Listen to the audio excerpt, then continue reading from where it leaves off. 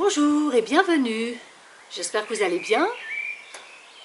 Aujourd'hui, je suis vraiment très contente de pouvoir vous raconter une histoire. Une histoire que j'ai écrite et aujourd'hui spécialement au format Kamishibai. Vous êtes prêts? Alors on y va.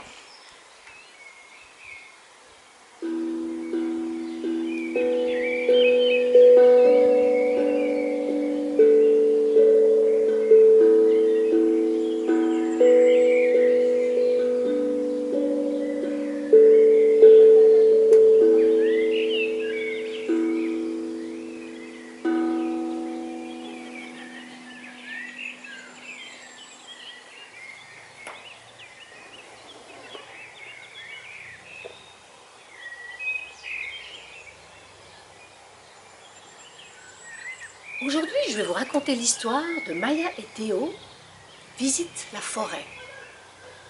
Maya est une fille de 9 ans et Théo un garçon d'11 ans. Tous les deux aiment beaucoup les animaux et les plantes et ils veulent en savoir plus sur la nature et le monde qui les entoure.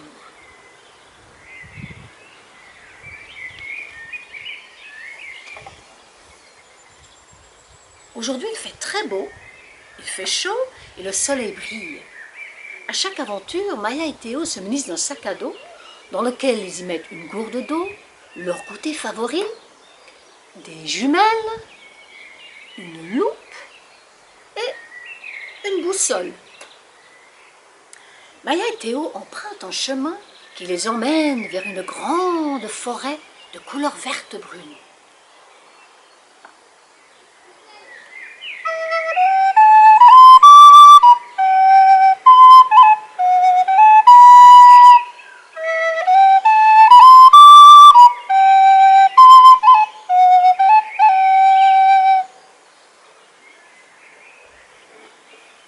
Alors qu'ils pénètrent dans la forêt, Maya remarque deux écureuils se pourchassant d'un arbre à l'autre.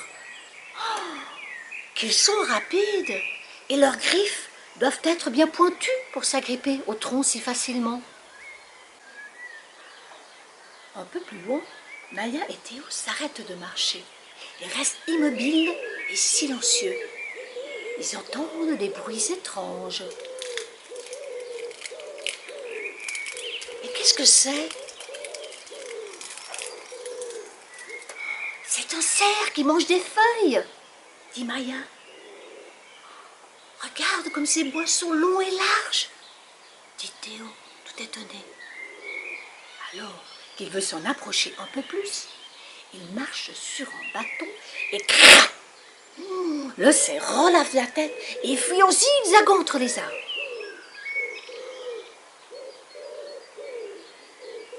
Théo et Maya poursuivent leur visite de la forêt, mais un bruit de les arrête. Attention, crie Maya. Une famille de sangliers passe en courant juste devant eux.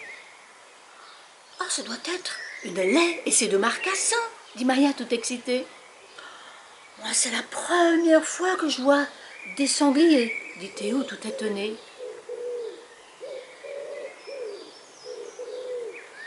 Maya et Théo s'approchent d'une rivière et s'asseyent sur un tronc d'arbre couché en travers. Un instant plus tard, ils voient un renard y venir boire de l'eau. Oh, regarde comme sa queue est longue et touffue. Et son pelage est tout rond. Mais, surpris, le renard relève la tête et court le plus loin possible des enfants.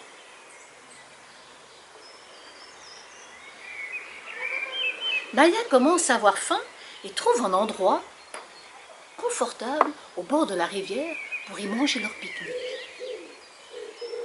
Les deux enlèvent leurs chaussures et trempent leurs pieds dans l'eau. Que l'eau est agréable, dit Maya. Théo partage alors quelques fraises et Maya des biscuits qu'elle a fait elle-même.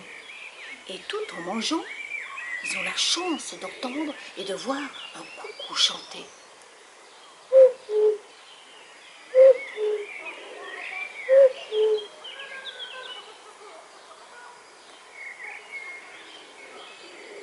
Après avoir bien mangé et s'être reposés, ils poursuivent leur visite.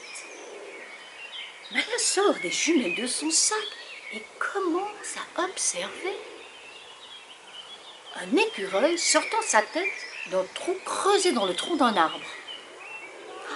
Je pense bien que c'est une maman écureuil qui abrite des bébés dans son nid, dit Maya.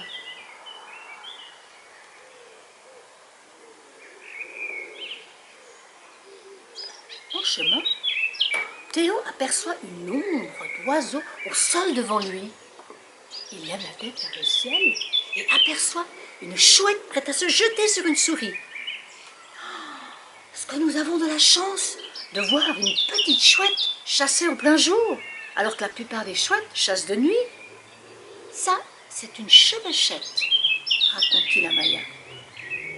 Et il faut ensuite l'oiseau saisir la souris dans son bec et s'envoler silencieusement.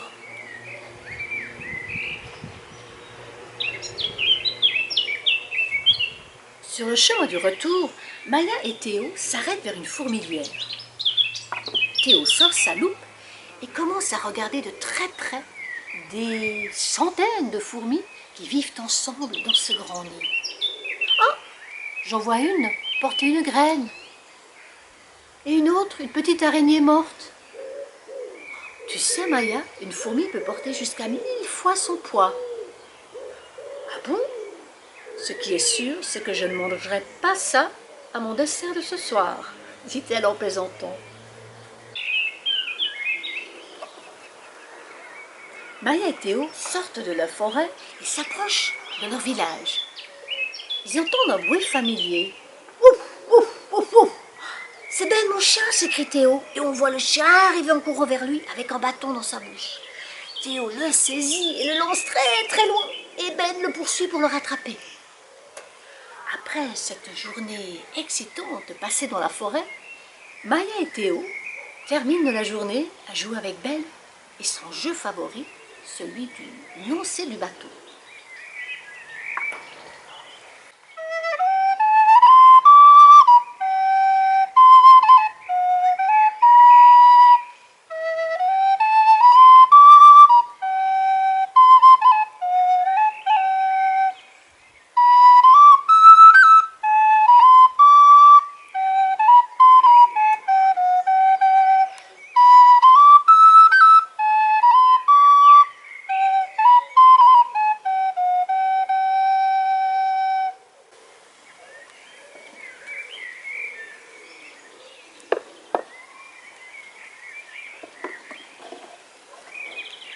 Voilà, l'histoire est terminée.